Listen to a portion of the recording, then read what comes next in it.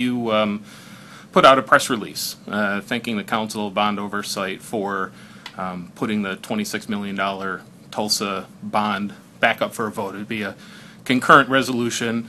They're basically just looking for legislative intent. First of all, why did you think that was important to have yet another vote on this?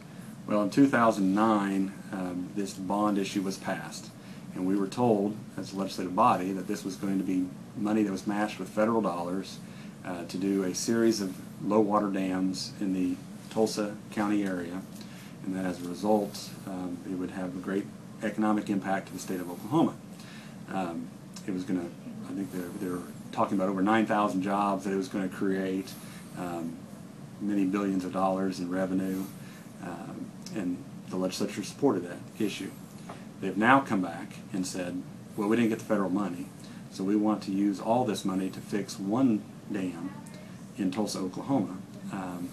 And I didn't believe that that was what the legislature's intent was.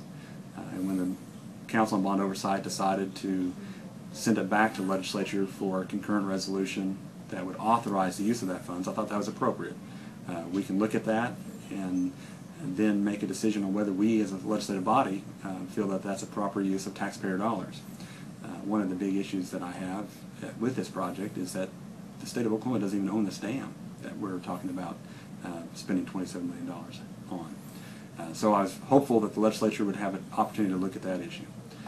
Unfortunately, the Oklahoma Council of the Capital Improvement Authority, Oklahoma Capital Improvement Authority, apparently met on Monday the 30th of January and directed that the Council of Bond Oversight hold an emergency meeting and remove the requirement that this go in front of the legislature. I was disappointed to hear that, and disappointed to see that the Bond Council voted to reverse themselves, because they had unanimously voted to support sending it to the legislature before. And I think it opens the door to a legal challenge, certainly, because the Constitution is clear that when we pass bonds, and it's in Article 10, Section 16, that money that we allocate through a bond issue has to be spent specifically on the projects that the legislature directs to be spent on. I think this violates that legislative intent and is sending the money elsewhere. Do you think, obviously you can't get into their minds, but do you think this was done because there was a fear that such a concurrent resolution wouldn't pass the legislature? I think it was done because there was a lot of political pressure put on the members of this board, because they're all political appointees, to reverse their decision, and the political pressure coming from the Tulsa area for this project to move forward. I think there is concern that the legislature would not approve this project if it went before the legislature again. I think it would be very difficult to approve this project, because I don't think the legislature ever intended to spend $25 million on a dam that the state doesn't even own. I know you just found out about this, literally, so where do you go from here?